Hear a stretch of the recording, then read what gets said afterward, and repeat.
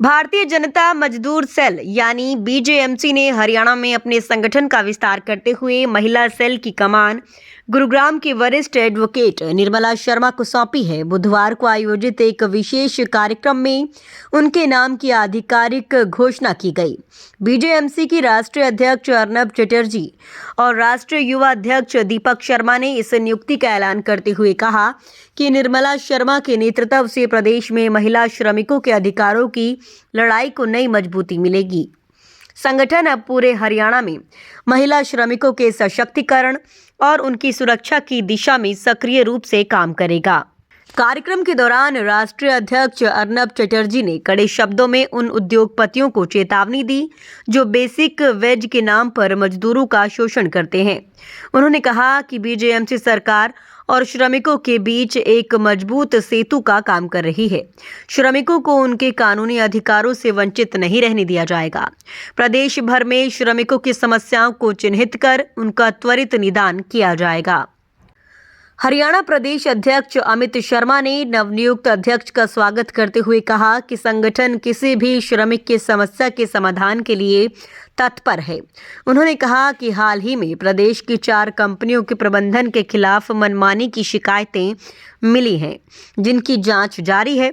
दोषी पाए जाने पर प्रबंधन के खिलाफ कड़ी कार्रवाई की जाएगी। नमस्कार, आपका चैनल के माध्यम से पूरा हरियाणा स्टेट का जितना भी देशवासी हैं सबका मेरा नमस्कार।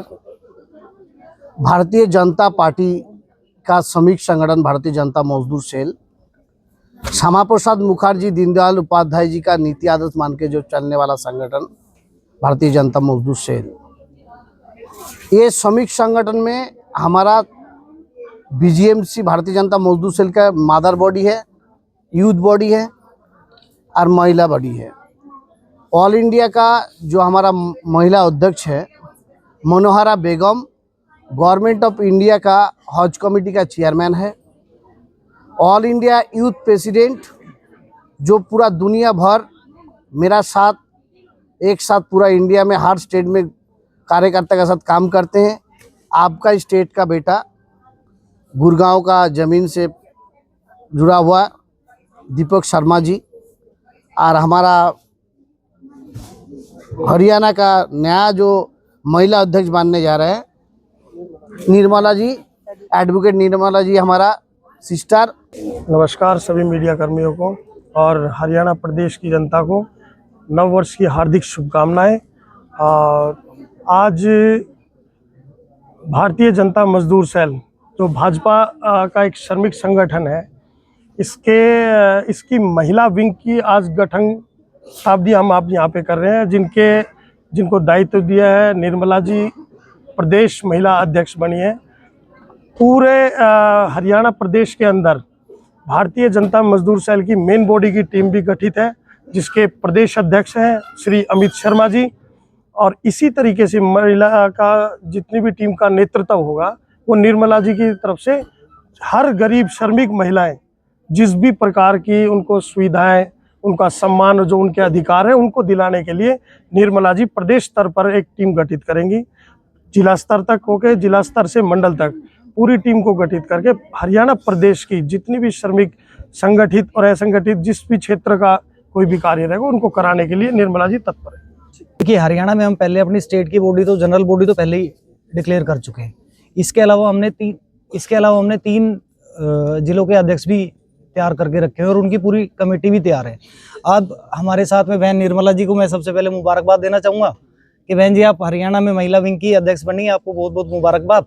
और अब हमारे साथ ना महिला मोर्चा भी साथ मिलकर काम करेगा तो हमारा संगठन बड़ी जल्दी और आगे बढ़ पाएगा। पहले भी पूरे गुड़गांव में बोर्ड लगाए थे, हरियाणा में भी बोर्ड्स लगाए हैं, हमने नंबर भी डाले हुए उन पर। और अभी एक वेबसाइट भी हमारी बनने वाली है बड़ी जल्दी, तो उससे भी हो जाएगा। डायरेक्ट नंबर्स हैं, कोई भी हमें सीधा संपर्क कर सकता है। हम कोऑर्डिनेट करते हैं डीएलसी के साथ मिलके। अगर किसी कमेटी में कोई गड़बड़ है या किसी कंपनी में फैक्ट्री में कोई गड़बड़ हो रही है, लेबर की पेमेंट पूरी नहीं मिल रही, तो हम सबसे पहले डीएलसी जो जिस भी जिले का है उससे संपर्क करके उनकी समस्याओं का निवारण करने का काम करते हैं। जी, पहले आप सभी को मेरी तरफ से नमस्कार है। और मैं अपने सभी आदरणीय जितने भी मेरे राष्ट्रीय अध्यक्ष और स्टेट अध्यक्ष और हाँ ये राष्ट्रीय युवा अध्यक्ष श्री दीपक शर्मा जी हैं और हमारे गुरुजी हैं। तो इनके सौभाग्य से मुझे ये पद की प्राप्ति हुई है, क्योंकि इन लोगों ने मुझे मार्गदर्शन किया है। सबसे ज़्यादा तो दीपक शर्मा जी का बहुत ज़्यादा कंट्रीब्यूशन रहा है इसमें, क्योंकि समय समय पे हमारी मीटिंगें भी हुई हैं और मेरी एजुकेशन भी है, मैंने लॉ भी किया है, एडवोकेट हूँ। तो इसके चलते हुए मैं अपने जितने भी मेरे कर्तव्य हैं, जो मेरे दायित्व दिए गए हैं, मैं उनको पूर्ण रूप से निभाऊंगी। और जो श्रमिक महिलाएं हैं, सबसे मेन वर्क तो उनके लिए मेरा होगा, क्योंकि उनको जो भी सरकारी लाभ हैं, जो उनके कार्यशैली है, जो उनके कार्य करने के समय जो तय किया गया है उसके अनुसार, या उनको कोई प्रताड़ित ना कर सके, चाहे वो किसी भी सेक्टर में महिलाएं काम कर रही हैं, चाहे वो किसी कंपनी में है, चाहे वो किसी सरकारी उसमें हैं, तो हम उन सब के लिए ही कार्य करेंगे, उनको सारी सुविधाएं दिलवाएंगे जो भी एक श्रम विभाग में उनको दी जाती हैं, जो भी योजनाएं आती हैं सरकार की, तो उनसे भी उनको प्रेरित करेंगे, अवेयर करेंगे, उनके बच्चों की एजुकेशन के लिए, उनके स्वास्थ्य के लिए, उनके कार्य के लिए, उनको मतलब चाहे सैलरी का कोई इशू होगा तो हम अपनी तरीके पूर्ण रूप से हम ये उनका सहयोग करेंगे और सारी चीज़ों के लिए उनके साथ खड़े हैं।